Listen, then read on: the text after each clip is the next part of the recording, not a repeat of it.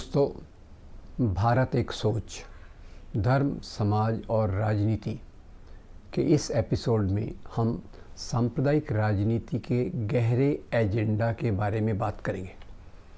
ऐसा लगता है कि ये राजनीति केवल धार्मिक अल्पसंख्यकों, रिलीजियस माइनॉरिटीज़, मुसलमान, क्रिश्चियंस के खिलाफ टारगेट करती है, पर वो केवल एक ऊपरी दिखने वाली चीज़ है।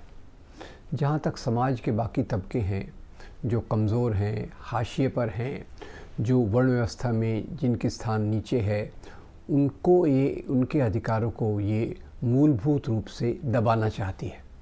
तो इस एपिसोड में मैं इन तीनों पे थोड़े थोड़े में रोशनी डालने की कोशिश करूँगा।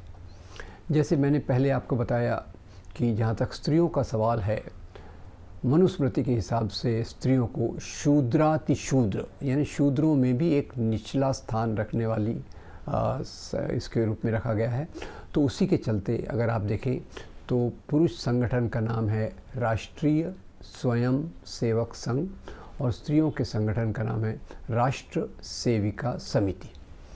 अगर हम आज़ादी के आंदोलन में देखें तो आज़ादी के आंदोलन में गांधी हों, अंबेडकर हों और जिन्होंने भी जन आंदोलन किए, उसमें स्त्रियों की सहभागिता को उन्होंने प्रेरित किया, बाहर आने के लिए उन्होंने प्रेरित किया।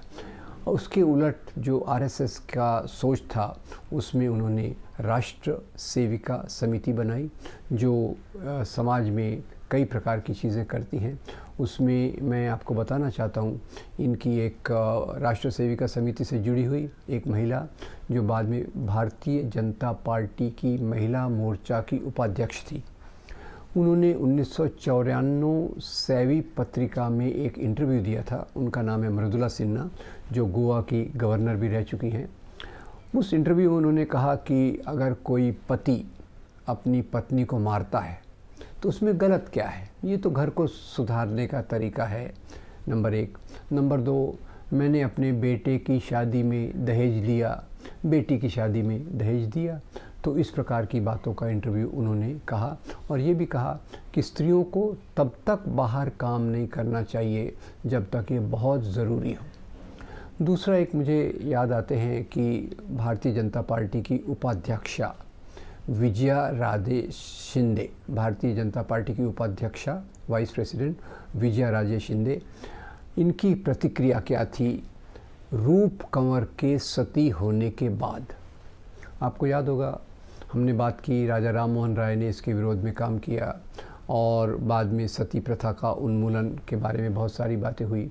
जब 1980-90 के दशक में राजस्थान में रूप कंवर को सती किया गया तो उसके बाद पूरे देश में प्रतिरोध की एक लहर फैल गई और जो मानव अधिकारों से जुड़े हुए नारीवादी संगठन थे, उन्होंने इसकी भर्त्सना की और कहा कि इस प्रकार की घटनाओं पर रोक लगना चाहिए।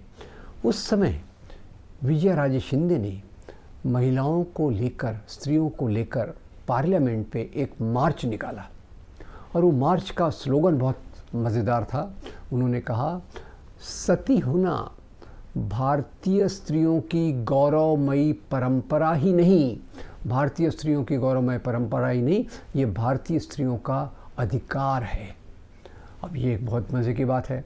इसमें थोड़ा मजाक की बात यह है कि वो खुद भी अपने पति को खो चुकी थी, पर उन्होंने इस अधिकार का उपयोग नहीं किया था। खैर, और जो आज मैंने लव जिहाद के बारे में भी बात की, उसमें भी मेरी समझ है कि ये हिंदू लड़कियों पर एक प्रकार का कंट्रोल, एक प्रकार का बंधन रखने का एक मैकेनिज़्म है। दूसरी हमने बात की आदिवासियों में। आदिवासियों के बीच में जो ईसाई विरोधी हिंसा है, एक तरफ तो ईसाई विरोधी हिंसा और उसके साथ ही साथ आदिवासियों का हिंदूकरण। ये मानकर चलते हैं कि आदिवासी ये हिंदू हैं, पर आदिवासियों की खुद की समझ है कि वो प्रकृति पूजक हैं, उनके तौर तरीके संस्कृति के रूप में आते हैं, उनका उस प्रकार से संगठित धर्म भी नहीं होता।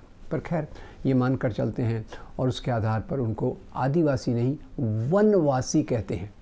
और वनवासी कहने के पीछे क्या राजनीति है? वनवासी कहने के पीछे जैसे हम लोग ये मानते हैं कि जो शुरुआत से यहाँ रहते थे, मूल निवासी आदिवासी, उस रूप में हम उनको देखते हैं। ये कहते हैं कि ये वो हिंदू समाज का भाग है जो भागकर जंगलों में गया कन्वर्शन से बचने के लिए, मुसलमान राजाओं के अत्याचार से बचने के लिए, इसलिए उनकी जाति नीचे गिर गई। बहुत मज़ेदार मैकेनिज़्म ये। अशोक सिंघल जो वीएचपी के बड़े सर्वा थे, उनका ये बयान इस प्रकार से आया था। तो आदिवासियों के बीच में भी इन्होंने वनवासी कल्याण आश्रम खोलकर शिशु मंदिर, एकल विद्यालय, और इसी क्षेत्र में बहुत सारे वीएचपी के बड़े बड़े नेता, जैसे गुजरात में स्वामी असीमानंद, उड़ीसा में लक्ष्मणानंद, और मध्य प्रदेश में झबुआ के पास आसाराम बापू के मानने वाले लोगों ने जाकर वहाँ आदिवासियों के बीच में हिंदूकरण की एक प्रक्रिया, और जो रीति रिवाज हिंदुओं में है, जो हिंदुओं के धर्म ग्रंथ रामायण महाभारत, इसका उनके बीच में प्रचलन करने का काम किया है। यानी ये उनके आदिवासियों के अधिकार की बात, जल जंगल ज़मीन, इसकी बात नहीं करते, उनके हिंदूकरण के आधार पे उनको अपने वर्चस्व में लेना चाहते हैं, ताकि एक तो उनसे चुनावी फ़ायदा हो, और दूसरा समाज में जो समीकरण है सवर्ण और आदिवासियों के बीच में, संभ्रांत और आदिवासियों के बीच में, वो इक्वेशन, वो समीकरण वैसे ही बना रहे जो आरएसएस के लिए फ़ायदे का है। जहाँ तीसरी बात पर हम आते हैं कि जहाँ तक दलितों का सवाल है, हम सब जानते हैं बाबा साहब अम्बेडकर ने मनुस्मृति को जलाया, और मनुस्मृति को जलाया मतलब उनके नेतृत्व में एक सहस्त्रबुद्धे नाम के ब्राह्मण ने मनुस्मृति को जलाया था, और उस समय वो वहाँ मौजूद थे। उस समय उनके मन में यही विचार था कि मनुस्मृति में शूद्र और स्त्रियों की गुलामी के कानून दिए हैं, ये कानून मुझे मंजूर नहीं है। और यही बाबा साहब बाद में जाकर भारतीय संविधान की ड्राफ्टिंग कमेटी के अध्यक्ष बने। उन्होंने चौदार तालाब का आंदोलन भी किया, चौदार तालाब का आंदोलन, उसी के साथ कालाराम मंदिर का आंदोलन। तब तक उनके मन में एक बात थी कि हिंदू धर्म के सिस्टम के अंदर हम अपनी जगह प्राप्त कर लेंगे। धीरे धीरे वो इस बात से निराश होते गए, और वो इस निष्कर्ष पर आए कि हिंदू धर्म ये वास्तव में ब्राह्मणिकल सिस्टम है। उनका एग्जैक्ट वाक्य है, Hinduism is a Brahmanic theology. तो वहाँ उन्होंने उसके बाद डिक्लेयर किया कि मैं हिंदू धर्म में जन्मा था, ये मेरे हाथ में नहीं था, पर मैं हिंदू धर्म में मरूंगा नहीं। और फिर उन्होंने अपने पूरे गहरे अध्ययन के आधार पे, गहरी सोच के आधार पे, अपनी समझ के आधार पे 1956 में लाखों अनुयायियों के साथ बुद्ध धर्म को स्वीकार किया। पर खैर, एक तरफ तो अंबेडकर के विचार आरएसएस की एजेंडा, आरएसएस की विचारधारा से पूरे उलट है, पर आरएसएस की तरफ से कोशिश है, क्योंकि उनको चुनावी मैदान में जाना है। तो पहले तो उन्होंने अंबेडकर को बाईपास किया, उनकी तरफ ज़्यादा ध्यान नहीं दिया।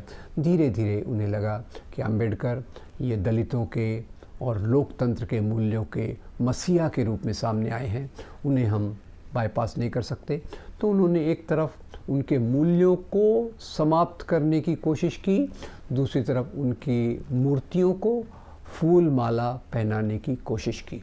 तो एक बात ये थी अंबेडकर को स्वीकृति देना, पर अंबेडकर को स्वीकृति वो उनके कारण नहीं देना चाहते थे जो अंबेडकर के विचार हैं, समता के हैं, बुद्ध धर्म के विचार हैं, उनके आधार पे नहीं, बल्कि इसलिए कि केवल ज़्यादा दलित उनको मानते हैं, शूद्र उनको मानते हैं, हम उनका नाम लेंगे तो चुनावी मैदान में हमारी एक अच्छी पकड़ रहेगी। और उसी के साथ साथ दलितों के बीच में उन्होंने बहुत सारे काम किए। एक तो पहले जैसे अंबेडकर कहते थे कि एनहाइलेशन ऑफ कास्ट, जाति व्यवस्था का उन्मूलन होना चाहिए। उसके उलट इनकी विचारधारा है सामाजिक समरसता, यानी जातियाँ अलग अलग हैं, अलग अलग जातियाँ रहें, पर उनके बीच में समरसता पैदा की जाए। और इसीलिए उन्होंने बहुत सारी किताबें भी निकाली, जिसमें उन्होंने एक जाति दूसरी जाति इनके बारे में किताबें उनके पब्लिशिंग हाउस से निकली हैं, और वो आखिर में यही संदेश देती है कि आपकी जाति है, आपके हिसाब से चलो, पर दूसरों के साथ समरस होकर मिलकर ये काम करो। तो खैर, ये उनका एक दूसरा तरीका है कि जो सामाजिक समरसता मंच के आधार पे दलितों को अपनी तरफ आकर्षित करने की कोशिश करते हैं। और उसमें एक बात ये होती है कि जब ये अपर कास्ट लोग दलितों के बीच में जाते हैं तो डॉक्टर वी श्रीनिवास ने एक थ्योरी रखी हुई है जिसको अंग्रेज़ी में कहते हैं संस्कृताइजेशन। संस्कृताइजेशन क्या है कि नीची जाति के लोग, लो कास्ट अपर कास्ट को अनुमोदन का अनुसरण करना चाहते हैं, उनको फॉलो करना चाहते हैं। और अपर कास्ट के लोग अगर उनके बीच में आता है तो उनको बहुत गौरवान्वित महसूस होता है, और वो भी उसी प्रकार के कर्मकांड, उसी प्रकार की बातों में विश्वास रखना एक उनकी स्वाभाविक प्रक्रिया होती है। और इसको प्राप्त करने के लिए उन्होंने जगह जगह त्योहारों का उपयोग किया है। जैसे कई अध्ययन हैं कि जैसे चेन्नई में जाकर उन्होंने दलित बस्तियों में खुद पैसे देकर गणेश, जो महाराष्ट्र में बड़ा त्यौहार है, विनायक चतुर्थी मनाने के कार्यक्रम के लिए दलितों को प्रेरित किया। और धीरे धीरे दक्षिण भारत के बहुत सारे दलित इलाकों में भगवान गणेश को उन्होंने ज़्यादा लोकप्रिय बनाया, और उसी के आधार पे अपनी बाकी एजेंडा को उन तक ले जाने की कोशिश किया। संस्कृताइजेशन, उस प्रकार से सांस्कृतिक रूप से उनको जीतने की कोशिश की गई। तीसरा एक मैकेनिज़्म है सोशल इंजीनियरिंग। अब सोशल इंजीनियरिंग तो काफ़ी ख़तरनाक चीज़ है। ये कई चीज़ों को मिला के बनती है, जिसमें दलित समाज के लोगों को अपनी तरफ आकर्षित करने के लिए वो ये करते हैं। और मुझे सबसे बड़ा दुख इस बात में होता है कि जब मैं सांप्रदायिक दंगों का अध्ययन करता हूँ, ख़ास तौर से गुजरात में, दूसरी जगहों पर, तो दंगे करवाने वाले तो अपने ऑफिसेस में बैठे रहते हैं, और दंगे करने के लिए जिन बेचारों का ब्रेन वॉश किया जाता है, उसका उदाहरण गुजरात में मिला। जो गुजरात के दंगों का एक फेज़ था, मोची नाम का लड़का जो लो कास्ट था, तलवार निकाल के दिखता है, जगह जगह उसके फ़ोटो आए। बाद में उसे लगा मैंने क्या किया, और उसने रिकन्साइल करके सद्भावना के आधार पे मुस्लिम समाज के बीच में एक अच्छा काम करने की कोशिश की। तो खैर, एक तरफ से इनको संस्कृताइजेशन, सोशल इंजीनियरिंग की तरफ से इनका इस्तेमाल किया जाता है। और चौथी जो प्रक्रिया है कि कई दलित लीडर्स ये अपने आप को, अब उसके लिए क्या शब्द कहा जाए, अपने आप को इनके साथ जोड़ लेते हैं। उनमें जो एक महान, बहुत बड़े दलित चिंतक आनंद तेलतुंबड़े ने एक समय कहा था, उस समय क्या था, एक तरफ रामविलास पासवान, एक तरफ रामदास आठवले, एक तरफ उदित राज, जो इनका नाम पहला रामराज था। तो तेलतुंबड़े जी ने कहा कि ये बीजेपी के हनुमान हैं, यानी उनकी सेवा में प्रस्तुत हैं, खुद के पावर के लिए अपने दलित समाज के हितों का ध्यान नहीं रखते।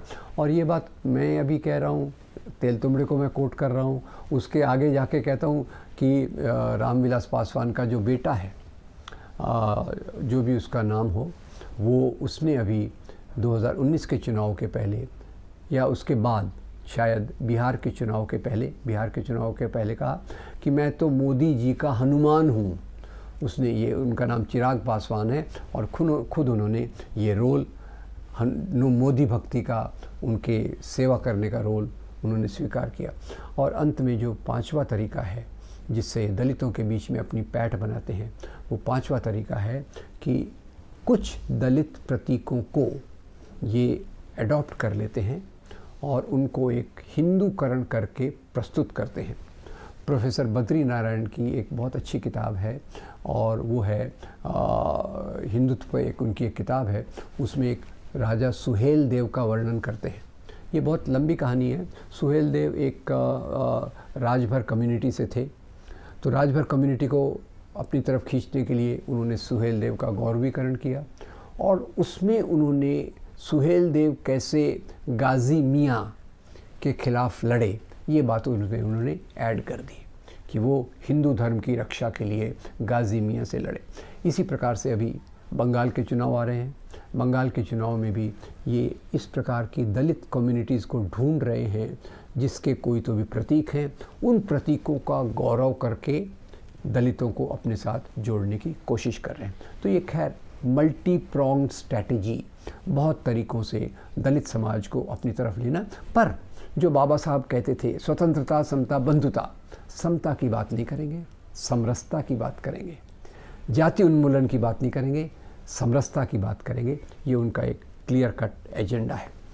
और अंत में एक और बात मैं यहाँ जोड़ना चाहता हूँ कि आपको याद होगा कि हमारे प्रधानमंत्री जी ने जब बम्बई में एक बड़े अस्पताल का उद्घाटन किया तो उस समय उन्होंने कहा कि भाई आप तो मॉडर्न हॉस्पिटल अपने आप को कहते हैं, पर हमारे प्राचीन भारत में भी कोई प्लास्टिक सर्जन रहा होगा जिसने मनुष्य के शरीर पर हाथी का सिर लगा दिया। एक्सीलेंट।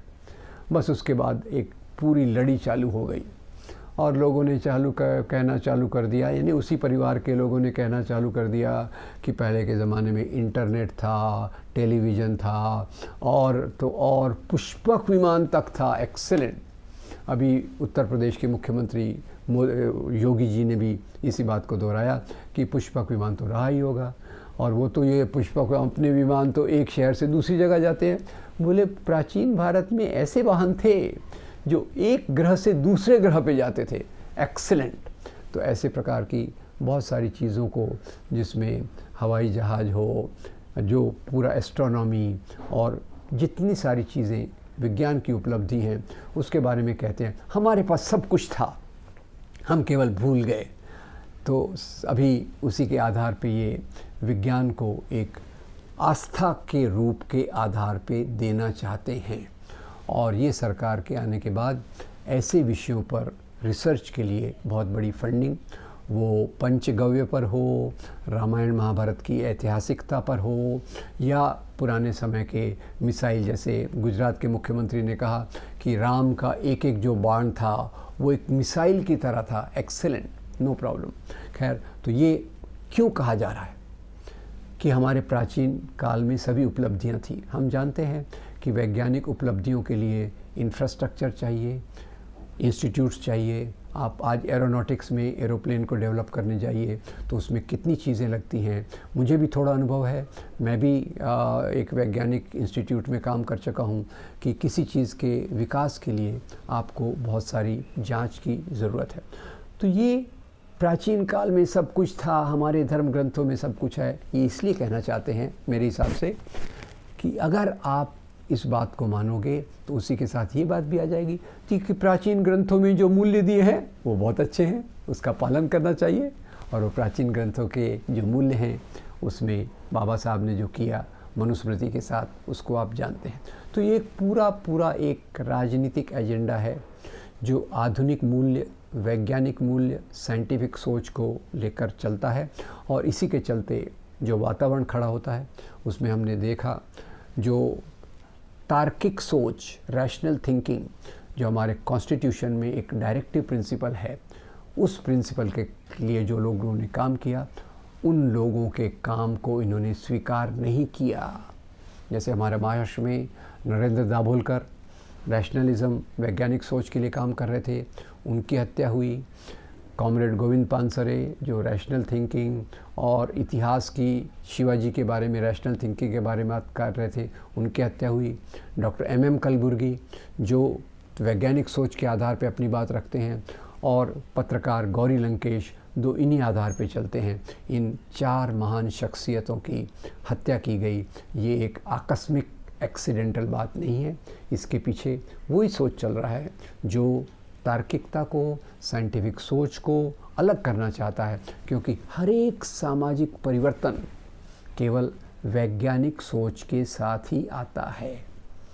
ये बात अगर आप देखें तो यूरोप में जो रेनेसां और जो बदलाव की प्रक्रिया हुई, उसके पहले भी कई वैज्ञानिकों की हत्या की गई, कई वैज्ञानिकों को तड़पाया गया, क्योंकि जैसे किसी ने कहा, एक वैज्ञानिक ने, सर्वेटस, पैलेसी, कोपरनिकस, गैलीलियो, ऐसे बहुत सारे वैज्ञानिक हैं जिन्होंने सरल बातें कही, आज सरल लगती हैं, उस समय सरल नहीं थी।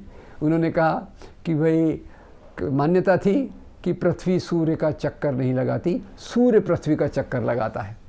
तो उन्होंने कहा ये बात गलत है। उन्होंने फिर ये बात कही कि ये जो बीमारियां हैं ये कई अंदर की चीज़ों से होती हैं, शरीर के अंदर मैकेनिज़्म है उसके कारण होती है। क्योंकि पहले मान्यता थी आप बीमार क्यों हैं, क्योंकि भगवान आप पे नाराज़ है। तो भगवान को खुश कैसे करेंगे भाई?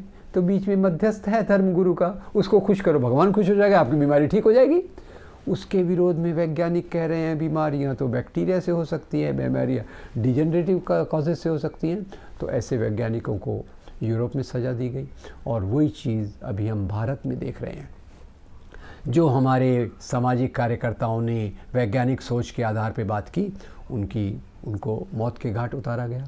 तो मुख्य रूप से आज संघर्ष केवल माइनॉरिटी राइट्स को बचाने का नहीं है, धर्मनिरपेक्षता को बचाने का केवल नहीं है। सवाल है हम उस रास्ते पर चलें जिस रास्ते पर चलकर वैज्ञानिक सोच के आधार पे जो हमारे संविधान में है, हम अपने भारत का विकास कर सकें, और जो हमारे मूल्य हैं बंधुता, स्वतंत्रता, समता, उन मूल्यों के आधार पे एक ऐसा भारत बताएं जिसमें गुरु रविंद्रनाथ टैगोर जो कहते हैं where the mind is free, जहाँ मन, हमारा मस्तिष्क स्वतंत्र है, उस रास्ते पर चलें जहाँ कोई भूखा न सोए, जहाँ कोई नंगा न रहे, जहाँ कोई बेघर न हो। उस रास्ते पर अगर हमको चलना है तो वैज्ञानिक सोच और वो रास्ता जो आज़ादी के आंदोलन के नेताओं ने देखा, उस रास्ते पर चलने की हमें ज़रूरत है। आपका बहुत धन्यवाद। Thank you very much.